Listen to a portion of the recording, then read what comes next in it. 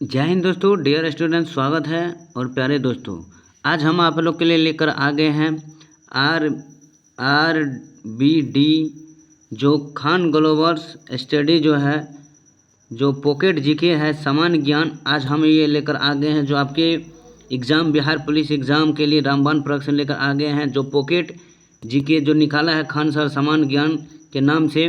आज इस वीडियो में हम देखने वाले हैं जो आपके एग्ज़ाम के लिए, ये बिहार पुलिस एग्ज़ाम के लिए रामबाण प्रश्न रहने वाले। इसके साथ साथ अदर भी एग्ज़ाम के लिए अति महत्वपूर्ण है। तो ये पॉकेट जीके जो निकाले हैं, यही प्रश्न आज हम देखेंगे।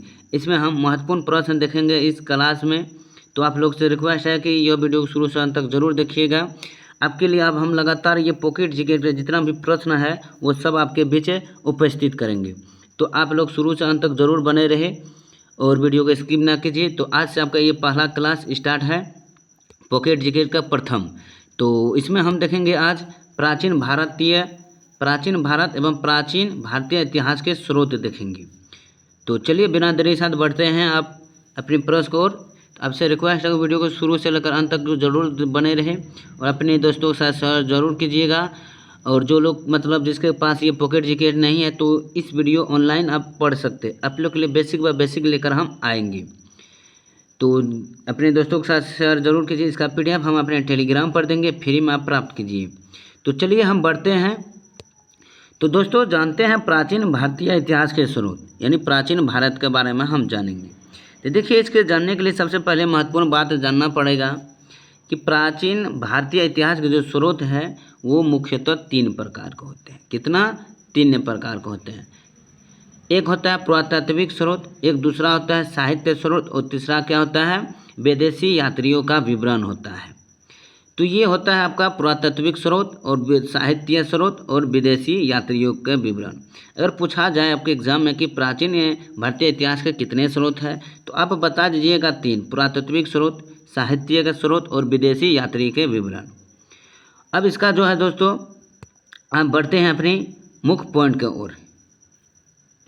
तो मुख्य पॉइंट के देखते हैं। पहला जो स्रोत है वो आपका पुरातात्विक स्रोत लेकर चलते हैं।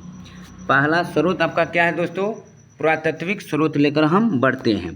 पुरातात्विक में देखेंगे हम सबसे पहले अभिलेख को देखेंगे। क्या देखेंगे? पुरातात्विक स्रोत में हम सबसे पहले किसको देखेंगे? अभिलेख को देखें। देखिए, आपका हम पॉइंट पॉइंट बता भी देंगे और आप लोग हो सकता है नोट जरूर कीजिए कॉपी में। देखिए, तो पुरातात्विक स्रोत अभिलेख जो है, इसमें पुरातात्विक में मिलता क्या है? अभिलेख मिलता है। क्या मिलता है? अभिलेख। देखिए, किसे कहते हैं पुरातात्विक स्रोत? पुरातात्विक स्रोत के अंतर्गत सर्वाधिक महत्वपूर्ण स्रोतों अभिलेख है।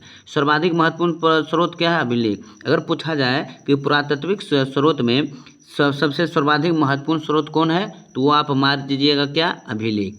याद हो गया कि पूछा जाए कि पुरातात्विक स्रोत के अंतर्गत सर्वाधिक महत्वपूर्ण स्रोत कौन है, तो आप क्या बताइएगा? अभिलेख बताइएगा।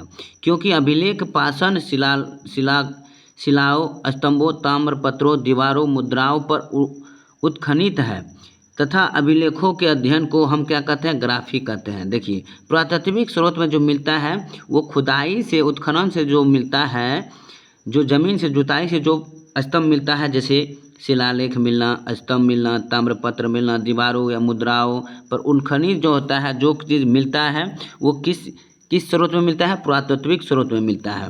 जो जमीन के अंदर से जो खुदाई करके जो प्राप्त होता है, जो चीज़ मिलता है, जैसे शिलालेख, स्तंभ, वो पुरातात्विक स्रोत कहलाते हैं।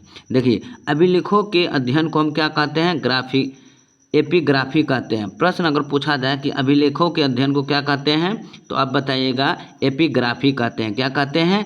एपिग्राफी कहते हैं। याद रखिएगा।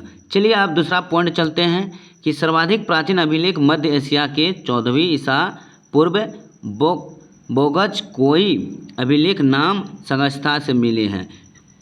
प्रश्न है कि सर्वाधिक प्राचीन अभिलेख मध्य एशिया के अभिलेख नामक स्थान कहाँ से मिले हैं, तो आप बता दीजिएगा बोगज कोई। कहाँ से मिले हैं? बोगज कोई से मिले हैं, जिसमें इंद्र, मित्र, वरुण और ना सत्य देवताओं के नाम मिलते हैं। किसमें? बोगज कोई में मिलते हैं।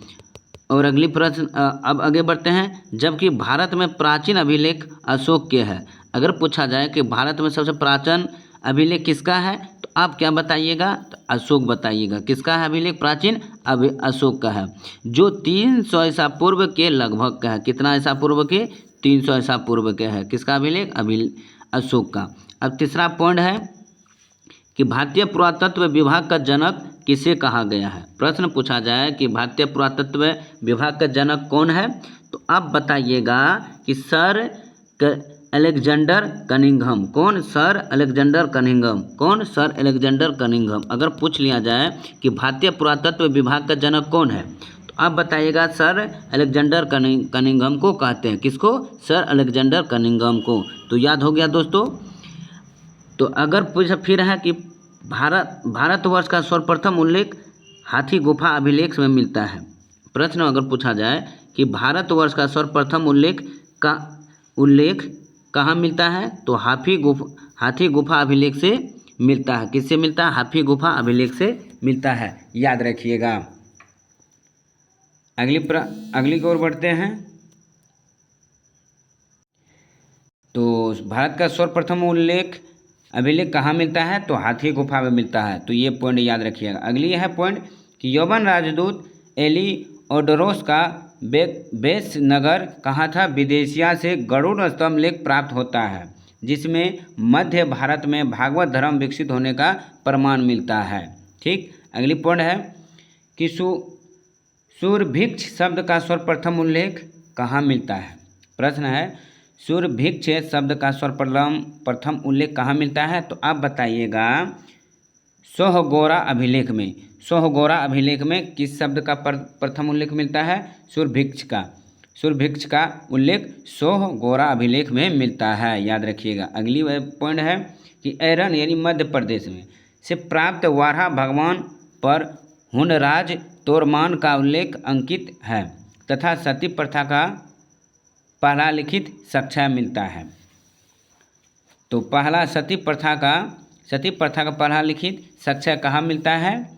तो ऐरन मध्य प्रदेश में। अगली है कि रेशम बुनकर श्रेणियों की जानकारी मंदसौर अभिलेख से प्राप्त होती है। किसका? रेशम बुनकर की श्रेणी की जानकारी मंदसौर अभिलेख से मिलती है। कहाँ से मिलते हैं? मंदसौर अभिलेख से मिलती है रेशम बुनकर श्रेणियों की जानकारी। अगली पॉइंट है दोस्तों, वीडियो आप लोग को कैसे लग रहे हैं, बताने की शैली मेरा कैसा है, आप लोग को अच्छे लगे तो वीडियो को जरूर लाइक कीजिएगा। आपको पॉइंट बाय पॉइंट एक पॉइंट बताकर आपको देंगे। अगली है कि डॉक्टर बी आर भंडाकर ने अभिलेखों का अध्ययन के आधार पर मौर्य शासक अशोक का इतिहास लिख दिया है। ये डॉक्टर डी आर भंडाकर ने अभिलेखों का अध्ययन के आधार पर बताया कि मौर्य का शासक कौन? अशोक का इतिहास लिख दिया है। अगली पॉइंट है कि प्राचीन भारत के राजाओं के प्रशासन से रचित शिलालेख कौन है? प्रस्तुत है। कौन? प्रस्तुत। अब हम चल देते हैं दोस्तों महत्वपूर्ण अभिलेख जो आपके एग्जाम में पूछे जाएंगे, वो अभिलेख हम जानते हैं। जैसे अभिलेख और शासक एवं अभिलेख की विशेषताएं देखेंगे। अगर पूछा जाए कि हाथी गुफाएं अभिलेख किस शासक ने किया, तो वो कलिंग राजा खारवेल ने। हाथी गुफाएं अभिलेख जो है किस शासक ने रखा? तो कलिंग राजा खारवेल ने। अगली है कि जूनागढ़ जो है अभिलेख, जूनागढ़ वो किस शासक अभिलेख की विशेषता है? तो सुंदर दामन। कौन? सुंदर दामन, जो सुदर्शन झील के बारे में जानकारी देता है। कौन? रुद्र दामन जो है वो सुदर्शन झील के बारे में जानकारी देता है, ये शासक। अगली जो आपका नासिक अभिलेख, क्या? नासिक अभिलेख गौतमी पुत्र सातकर्णी तथा सातवाहन की उपलब्धियां, ये शासक का है दोस्तों। शासक एवं अभिलेखों की विशेषता है। अगली है कि प्रयाग स्तंभ अभिलेख तो समुद्रगुप्त शासक। कौन? समुद्रगुप्त शासक, जो इनकी दिग्विजयों की जानकारी मिलता है इसमें। अगली है ऐहोल अभिलेख। कौन? ऐहोल अभिलेख तो पुलकेशिन द्वितीय। कौन शासक था? पुलकेशिन द्वितीय, ऐहोल अभिलेख। अगली है कि मंदसौर अभिलेख। कौन? मंदसौर अभिलेख तो मालवा नरेश यशोवर्णम, जो रेशम बुनने की श्रेणी की जानकारी मिलता है। तो मंदसौर अभिलेख कौन शासक? तो मालवा नरेश यशोवर्णम। अगली है कि ग्वालियर अभिलेख, तो ग्वालियर अभिलेख तो गुज्जर प्रतिहार वंश के इतिहास के बारे में जानकारी देते हैं। अगली है कि भितरी एवं जुरानगढ़ अभिलेख किस शासक, तो संगमगुप्त, जो हुनुओं पर विजय के विवरण की विशेषता बताती है इस अभिलेख में। अगली है कि देवपाड़ा अभिलेख, देवपाड़ा अभिलेख तो बंगाल के शासक विजयसेन के बारे में है। किसका, बंगाल का शासक कौन, विजयसेन। अगली है 10वां अभिलेख तो बांस खेड़ा और मधुबल अभिलेख, तो हर्षवर्धन की उपलब्धियां पर प्रकाश की विशेषता बताता है। तो कौन शासक है, हर्षवर्धन। कौन, बांसखेड़ा मधुबल अभिलेख। अगली है बालाघाट एवं कार्ले अभिलेख, बालाघाट एवं कार्ले के शासक कौन, सातवाहन। कौन, सातवाहन। इसमें सातवाहन की उपलब्धियों के बारे में बताया है। अगली है अयोध्या अभिलेख, कौन, अयोध्या अभिलेख, तो शुंगों की उपलब्धियों के बारे में बताया है। अगली है कि भरहुत अभिलेख, भरहुत अभिलेख तो सुगन रेन शब्द खुदे होने से शुंगों द्वारा निर्मित अभिलेख की विशेषता है। अगली है कि एरन अभिलेख, तो भानुगुप्त जो है वो सती प्रथा का पहला लिखित साक्ष्य की विशेषता बताता है। कौन अभिलेख, एरन अभिलेख। दोस्तों ये पीडीएफ में दिया गया है, पीडीएफ हमारे टेलीग्राम से जुड़िए, उससे आप इस अभिलेख को आप याद कर सकते हैं। तो अब हम चल जाते हैं, इसमें हम देखेंगे पुरातात्विक विभाग में जो आता है वो कौन अच्छा है। दूसरा पॉइंट क्या है आपका, महत्वपूर्ण चीज़ क्या है, सिक्के, यानी खुदाई जो प्राप्त होता है, चाहे सिक्के, स्तंभ, जो ये चीज़ जो मिलता है, ये सब किस में आता है, तो पुरातात्विक स्रोत में आते हैं। अब चलते हैं सिक्के के बारे में जानकारी ले लेते हैं। जैसे सिक्के है कि सिक्के के अध्ययन को हम क्या कहते हैं, मुद्रा शास्त्र कहते हैं। प्रश्न आपसे पूछा जाए कि सिक्के का अध्ययन को हम क्या कहते हैं, तो आप क्या बताइएगा, तो आप बताइएगा मुद्रा शास्त्र कहते हैं। सिक्कों के अध्ययन को हम मुद्रा शास्त्र कहते हैं। पुराने सिक्के तांबा, चांदी, सोना और शीशे धातु को बनते थे। तो पुराने सिक्के किससे बनता था, तो तांबा, चांदी, सोना और शीशा के धातु से बनते थे। जबकि प्राचीनतम सिक्कों को आहत सिक्के कहा जाता है। तो देखिए दोस्तों, यहाँ जब भी प्रश्न है, अगर पूछा जाए कि प्राचीनतम सिक्कों को क्या कहते हैं, तो आप क्या बताइएगा, आहत सिक्के कहते हैं। क्या कहते हैं, पुराना सिक्कों को हम आहत सिक्के कहते हैं। और इसी साहित्य में करसापन कहा जाता है, इसी साहित्य को क्या कहता है, करसापन कहा जाता है। अगली पॉइंट है कि सर्वप्रथम सिक्कों पर यौवन शासकों ने लेख लिखने का कार्य किया।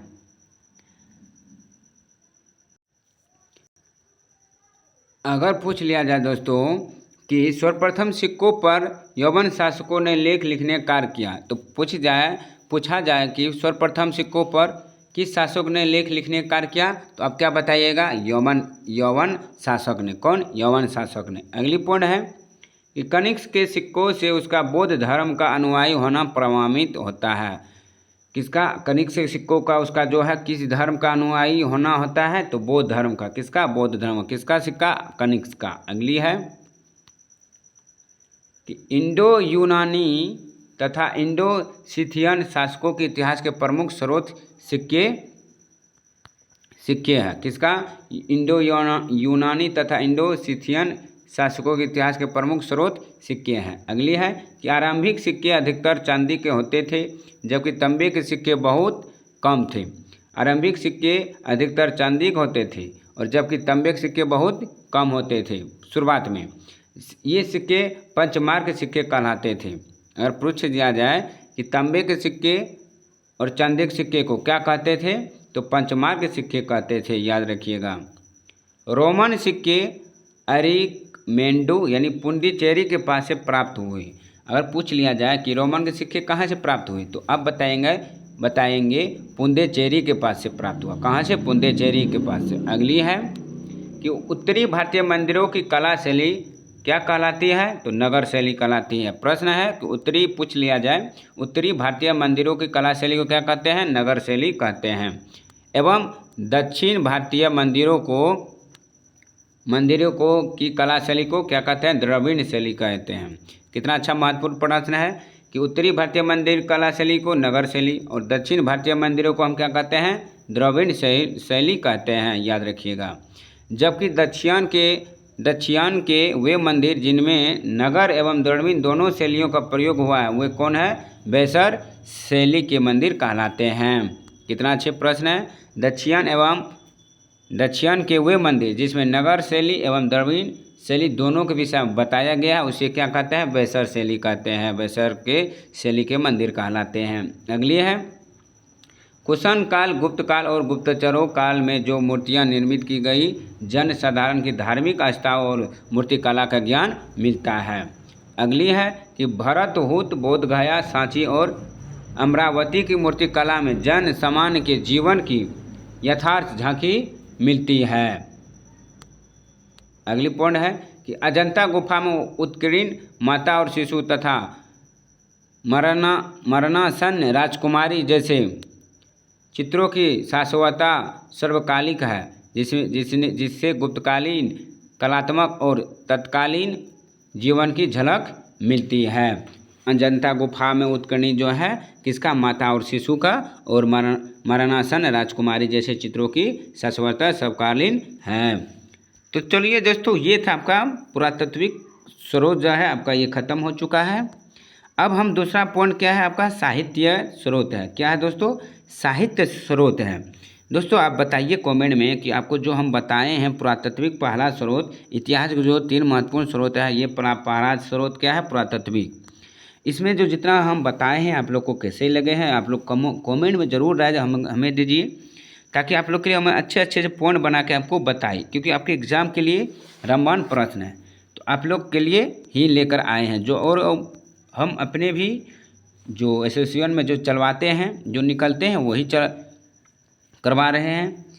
जैसे साहित्यिक स्रोत है, साहित्य के स्रोत। दूसरा स्रोत क्या है, साहित्य के स्रोत है, ये इतिहास के स्रोत है दूसरा। इसमें क्या होता है, वैदिक साहित्य होता है। इसमें क्या होता है, वैदिक से संबंधित होता है, यानी धर्म से संबंधित स्रोत है। ये किससे संबंधित है, धर्म से संबंधित स्रोत है। तो पहला स्रोत कहा जाता है पुरातात्विक, दूसरा साहित्य। अब इसमें हम देखेंगे वैदिक साहित्य। देखिए वैदिक साहित्य के अंतर्गत वेद तथा उससे संबंधित ग्रंथ, पुराण, महाकाव्य, स्मृति आदि है। तो मतलब पूछा जाए, प्रश्न अगर बना जाए कि वैदिक साहित्य में कौन सा ग्रंथ आते हैं, कौन कौन सा, तो आप बताइएगा क्या, पुराण, महाकाव्य, स्मृति आदि ग्रंथ संबंधित है। किससे, वैदिक साहित्य से। भारत के सबसे प्राचीन ग्रंथ वेद है। अगर पूछ लिया जाए भारत का सबसे प्राचीन ग्रंथ क्या है, वेद है। तो वेद का अर्थ क्या होता है, ज्ञान होता है। क्या होता है, ज्ञान होता है। वेद का अर्थ क्या है, ज्ञान। अगली है कि श्रवण परंपरा में सुरक्षित होने के कारण इसे श्रुति भी कहा जाता है। और वेदों के संकलनकर्ता कौन है, महर्षि कृष्ण। वेदों के संकलनकर्ता कौन है, महर्षि कृष्ण द्वैपायन वेद व्यास है। किसका, वेदों के संकलनकर्ता कौन है, वेद व्यास जी है को माना जाता है। अगर पूछ लिया जाए कि वेदों के संकलनकर्ता कौन है, तो आप बताइएगा महर्षि कृष्ण देवपायन वेद व्यास जी है। और आपसे पूछा जाए कि वेद कुल कितने हैं, तो आप बता दीजिएगा 4। कौन कौन सब, ऋग्वेद, सामवेद, यजुर्वेद तथा अर्थवेद। ये ऋग्वेद होते हैं। कितना, कुल 4 होते हैं। अब हम पहला ऋग्वेद के बारे में जानते हैं कि क्या है। देखिए ऋग्वेद में आता क्या है, ब्राह्मण साहित्य में सबसे प्राचीन ग्रंथ कौन है, ऋग्वेद है। प्रश्न पूछा जाए कि ब्राह्मण साहित्य में सबसे प्राचीन ग्रंथ कौन है, तो वो ऋग्वेद है। कौन, ऋग्वेद। ऋग में ऋग का अर्थ होता है, ऋग में जो है ऋग का जो अर्थ होता है वो छंदों तथा चरणों से मुक्त यंत्र होता है, याद रखिएगा। अगली है, देखिए इसमें जो होता है 10 मंडल होते हैं और 1028 सूक्त होते हैं। पूछ लिया जाए कि ऋग्वेद में कितने मंडल, 10, और सूक्त कितना होता है, 1028 यानी 1028, और रचनाएं यानी मंत्र कितना होता है, तो 10,462 होता है। किसमें, ऋग्वेद में। ये सारे किससे संबंधित है, ऋग्वेद में। मंडल कितना, 10, सूक्त कितना 128, मंत्र कितना 10,422 होते हैं। और वेद के रचाओं को पढ़ने वाले ऋषि को होत्री कहते हैं। अगर वेद के मंत्रों को पढ़ने वाले ऋषि को क्या कहते हैं, होत्रित कहते हैं। क्या कहते हैं, होत्रित कहते हैं, याद रखिएगा। जो कि विश्वामित्र द्वारा रचित ऋग्वेद के 3 मंडल में किसको समर्पित है, सूर्य देवता को, जिसे हम किस है, सावित्री को समर्पित गायत्री मंत्र से है, याद रखिएगा। और इसके 9वें मंडल में किसको समर्पित है, सोम देवता का उल्लेख किया गया। ऋग्वेद के 9वें मंडल में किसका है, तो सोमवेद का उल्लेख किया गया है। और बाद में जोड़े गए कौन मंडल है, 10 मंडल। 10वें मंडल में पहली बार शूद्रों का उत्खनन किया गया था। किसको, शूद्रों वंश का जाति का उत्खनन किया गया था। जिसे पुरुष सूक्त कहा जाता है, जिसे क्या कहते हैं, पुरुष सूक्त कहते हैं, जिसके अनुसार 4 वर्ण है। किसके पुरुष सूक्त के अनुसार कितने वर्ण है, 4 वर्ण है। कौन कौन, ब्राह्मण, क्षत्रिय, वैश्य तथा शूद्र जाति का। आदि पुरुष ब्राह्मण के क्रमश मुख्य जो है मुख्य भुजा जंघाओं चरणों से उत्पन्न हुए। जितना भी आदि जो वर्ण प्राप्त हुए वो भुज, मुख्य, भुजा, जंघा और चरणों से उत्पन्न हुए हैं। अगर पूछ लिया जाए कि ऋग्वेद में इंद्र के लिए 250 तथा अग्नि के लिए 200 मंत्रों की रचना की गई है। ऋग्वेद में इंद्र के लिए कितने मंत्र, तो 250, अग्नि के लिए कितना, तो 200 मंत्र की रचना की गई है। 52 अवतार के 3 पंगों के आख्यान का प्राचीनतम स्रोत किसमें दिया गया है, ऋग्वेद में। जो 52 अवतार था उसका व्याख्या किस वेद में है, तो ऋग्वेद में है, याद रखिएगा। ये सारे एग्जाम में पूछे जाएंगे, जो पूछे जाएंगे आप जरूर बताइएगा। अगली है कि यूनेस्को ने ऋग्वेद की 30वें पांडुलिपियों को 2007 में memory of the world register में शामिल किया गया था। कितना मोस्ट इम्पोर्टेंट प्रश्न है। अगर पूछ लिया जाए कि यूनेस्को ने ऋग्वेद की 30 पांडुलिपियों को 2007 में किसमें शामिल किया गया, तो आप क्या बताइएगा, तो memory of the world register में शामिल किया गया था। किसमें, memory of the world register में शामिल किया गया था।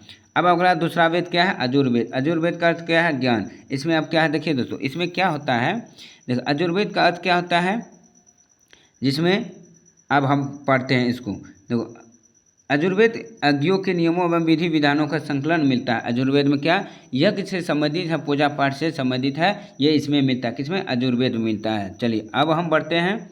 देखिए अजुर्वेद कर्मकांड का प्रधान है। अजुर्वेद क्या है, कर्मकांड का प्रधान है। एक और बात कि अजुर्वेद के मंत्रों का उच्चारण करने वाला पुरोहित कौन क्या कहलाता है, अजुर्वेद के जो मंत्र का जो उच्चारण करने वाला पुरोहित होता है उसे हम क्या कहते हैं, अर्धवायु कहलाते हैं, अर्धवायु कहते हैं।